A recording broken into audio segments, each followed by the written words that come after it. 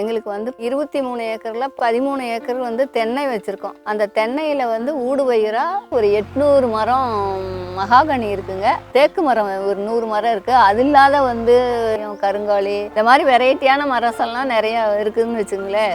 நாங்கள் ஒரு 10 மிளகு செடி வந்து தென்னையில ஏற்றி விட்டுருக்கோம். அது நல்லா வளர்ச்சி நல்லா இருக்கு. தென்னையில வந்து நிழலும் நல்லா இருக்கிறதுனால இன்னும் நிறையா மிளகு பயிர் பண்ணலாம் அப்படின்னு இருக்கிறோம். இந்த 800 மரத்தில் இருந்து நீ 20 வருஷம் கழித்து 1,50 கோடி ரூபாய் எனக்கு வருமானம் வரும். என்னோட பையன் என் பேர பிள்ளைங்களுக்கு ஒரு டெபாசிட் பண்ண மாதிரி. ஏன்னா பணம் இருந்ததுன்னா கையில் இருந்ததுன்னா எடுத்தெல்லாம் செலவு பண்ணிடுவாங்க. இது வந்து மரமாக இருக்கிறதுனால அவங்களுக்கு தேவைக்கு வந்து 20 வருஷம் கழித்து வெட்டும்போது இன்னும் அவங்களுக்கு ஒரு நல்ல ஒரு பெனிஃபிட்டாக இருக்கும்.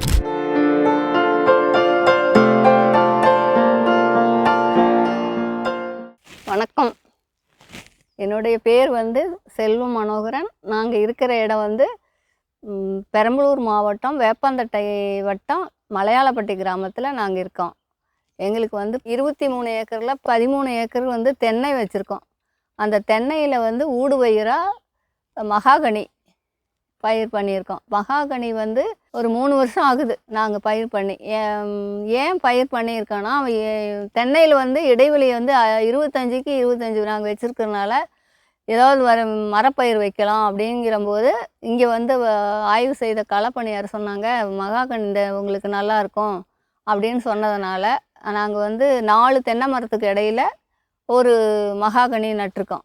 எங்கள் தோட்டத்தில் வந்து ஒரு 800 மரம் மகாகனி இருக்குங்க.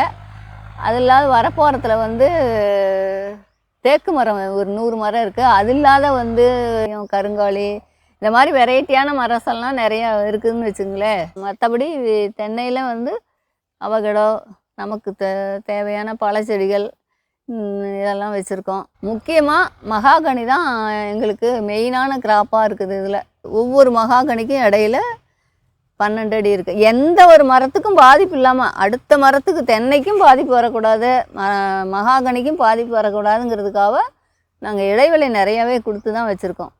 மரத்துக்கு எந்த இது இல்லாத வச்சுருக்கிறதுனால தென்னையோட ஈல்டும் நல்லா இருக்குது, மகாகனியும் நல்லா வளர்ச்சி இருக்குது. தென்னை வந்து நாங்கள் பயிர் பண்ணி இன்றைக்கி 30 வருஷம் ஆகுது. 30 வருஷத்துக்கு பின்னாடி இப்போ தான் அந்த டிம்பர் மரம் வைக்கலாம் அப்படின்னு நாங்கள் வச்சுருக்கோம். 30 வருஷம்னால தென்னையோட வளர்ச்சி உயரமாக இருக்கிறதுனால மகாகனியோட வளர்ச்சிக்கு ஒன்றும் பாதிப்பு இல்லாமல் இருக்குது. தென்னையில் இல்லாமல் மரவள்ளி வச்சுருக்கோம், கரும்பு வச்சுருக்கோம். கரும்பு ஊடுபயிராக மகாகனியும் வச்சுருக்கோம். மரவள்ளிக்குள்ளே வந்து மகாகனி வச்சுருக்கிறதுனால அது வந்து நல்லாவே இருக்குது. ஒரு 2 ஏக்கரால் செவ்வாழை நட்டிருக்கோம். மகாகனி ஊட வந்து செவ்வாழை நட்டிருக்கோம். அது இப்போ தான் ஒரு 4 மாதம் ஆகுது. அது எப்படி ஈல்டு வரும் என்னன்னு பின்னால் தான் நமக்கு தெரியும். சரி, நாங்கள் ஒரு 10 மிளகு செடி வந்து தென்னையில் ஏற்றி விட்டுருக்கோம். அது நல்லா வளர்ச்சி நல்லா இருக்குது. அது நல்லா வந்ததுன்னா இன்னும் எல்லா மரத்துலேயுமே நிழல் இருக்கிறதுனால, தென்னையில் நிழல் நல்லா இருக்கிறதுனால மிளகை போட்டு விடலாம் அப்படிங்கிற மாதிரி இருக்கோம். நாங்கள் இருக்கிற இடம் வந்து மலை அடிவாரத்தில் கொஞ்சம் இருக்கிறதுனால இங்கே மழைப்பொழிவு நல்லா இருக்குது. எங்கள் மண்ணோட தன்மை வந்து எப்படின்னா மணல் கலந்த செம்மண். அதனால் வந்து வேர் இறங்குறதுக்கு நல்ல ஒரு வாய்ப்பாக இருக்கும். அதனால் வந்து மழை தண்ணி வந்து தேங்குறதுக்கு எங்கேயுமே நம்ம இடத்துல எவ்வளோ மழை பெஞ்சாலுமே ஊற்றுங்கிறது பிரச்சனையே இருக்காது. வடிகால் வந்து நல்லா இருக்கிறதுனால மிளகுக்கு வந்து வடிகால் தானே தேவை அதிகம். அதனால் கொஞ்சம் நிழலும் தென்னையில் வந்து நிழலும் நல்லா இருக்கிறதுனால இன்னும் நிறையா மிளகு பயிர் பண்ணலாம் அப்படின்னு இருக்கிறோம். நாங்கள் இதில் வந்து ஊடுபயிராக தக்கை, உளுந்து இந்த மாதிரி அது எது வந்தாலுமே மண்ணுக்கு நமக்கு பெனிஃபிட்டோ இல்லையோ மண்ணுக்கு வந்து பெனிஃபிட்டாக இருக்கணும். கொழிஞ்சி கிடைச்சாலும் போடலாம் அப்படின்னா, கொழிஞ்சில் தான் வந்து எல்லா சத்தும் இருக்குது. NPK எல்லாமே 3மே இருக்குது. அது வந்து நமக்கு கிடைக்கிறதே இல்லை. அதனால் இதை எதையாவது ஒரு பயிர் போட்டு மண்ணை வந்து வளமாக்கணும். அதனால் உழவு பண்ணியிருக்கோம். இனிமேலும் வந்து அதில் விதைப்பு செய்து இன்னும் ஒரு 2 நாளில் விதைப்பு நடைபெறும் இங்கே வயலில். ஒவ்வொரு மகாகனி மரத்துக்கும் எல்லா மகாகனி மரத்துக்கும் மண் அணைச்சி வச்சுருக்கேன். ஏன்னா மரம் வந்து சாயாமல் இருக்கணும், நல்லா வேர்பிடிப்பு தன்மையோடு இருக்கணுங்கிறதுக்காக எல்லா மரத்துக்கும் மண் குமிச்சு வச்சுருக்கோம். நாங்கள் வந்து இப்போ சொட்டு நீரில் தான் எல்லா மரத்துக்குமே பாய்ச்சுறோம். தென்னைக்கு மகாகனிக்கு எல்லாமே சொட்டு நீர் தான். நாங்கள் மழை காலத்தில் வந்து நவம்பர், டிசம்பர், ஜனவரி வரைக்கும் எங்களுக்கு தண்ணியே தேவையில்லைங்க, அந்த 3 மாதத்துக்கு. அதனால் நாங்கள் தண்ணி பாய்ச்ச மாட்டோம்.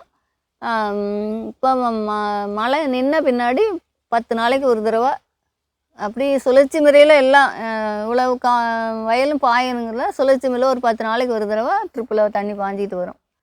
எங்கள் தென்னையிலேருந்து விழுகிற மட்டையிலெல்லாம் நாங்கள் வந்து ஒவ்வொரு தென்னைக்கும் ஒவ்வொரு வயலுக்கும் பக்கத்தில் ஒவ்வொரு சாரியாக எடுத்து போட்டு அது மக்கட்டும். அது வந்து போடுறதுனால புல்லெல்லாம் முளைக்கிறதும் கிடையாது, அது மக்கி நல்லா எருவாகும். அதனால் நாங்கள் அப்படி தென்னையில் வந்து எந்த ஒரு குச்சாக இருந்தால் கூட அதை நாங்கள் எரிக்கிறது கிடையாதுங்களே. அது வந்து பொறுக்கி போட்டு அது மக்கி எல்லாம் இதாக மழை காலத்தில் நல்லா மக்கிரும். அதனால் நாங்கள் வந்து எல்லாம் அப்படியே இது பண்ணி வச்சுருக்கோன்னு வச்சுங்களேன். தண்ணி மட்டும்தான் அந்த மட்டைக்கெல்லாம் விடுவோம். அது அப்படியே கொஞ்சம் நாள் ஆக ஆக ஆக அப்படியே தானாகவே மக்கி எருவாக மாறிடும். அதனால எனக்கு என்ன பெனிஃபிட்னா, அந்த இடத்துல வந்து புல் முளைக்கிறதில்ல, மண் வந்து நல்ல ஒரு பொலப்பொலப்பு தன்மையோடு இருக்குது. அதனால் நாங்கள் வந்து அதை வந்து எரிக்கிறதே கிடையாது.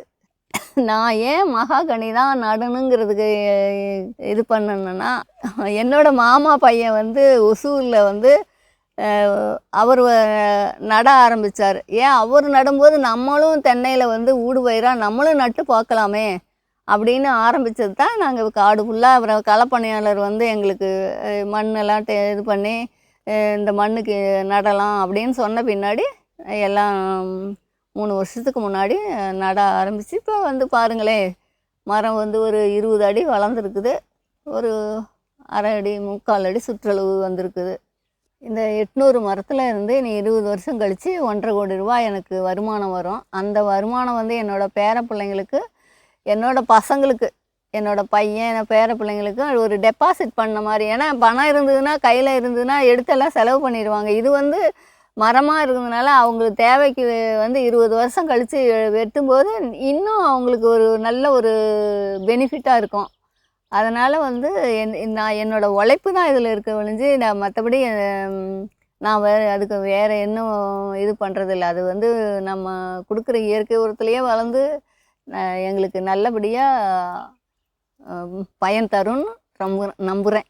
30 வருஷத்துக்கு முன்னாடி நாங்கள் நிலக்கடலை, மரவள்ளி இந்த மாதிரி பயிர் தான் பண்ணிகிட்டு இருந்தோம். அது முடியாதங்க போது நாங்கள் தென்னை வைக்க ஆரம்பித்தோம். தென்னை வச்ச பின்னாடி அதில் வந்து மஞ்சள் ஊடுபயிராக பண்ணணும். மஞ்சள் ஊடுபயிராக பண்ணும்போது அதுவுமே நமக்கு சரியாக வரல. மஞ்சள் பூமிக்கு அடியில் விளையிறதுனால அது எப்படி வருது, என்ன கண்டிஷனில் இருக்குது அப்படிங்கிறதெல்லாம் தெரியல. ஏதோ ஒரு தடவை நல்லா வரும், ஒரு தடவை வந்து கிழங்கெல்லாம் அழுகி அப்படியே போயிடும். அதனால் நாங்கள் வந்து அதை மஞ்சளையெல்லாம் விட்டுட்டு இப்போ மரத்துக்கு மாறி இருக்கோம். ஏன்னா மரம்னா நம்ம நேரடி பார்க்கலாம், மேலே இருக்கிறதுனால என்ன ஒரு நோய் தாக்குதலோ பூச்சி தாக்குதலோ எது தெரிஞ்சாலும் நாம் அதை பார்த்து நம்ம சரி பண்ணிக்கலாம்.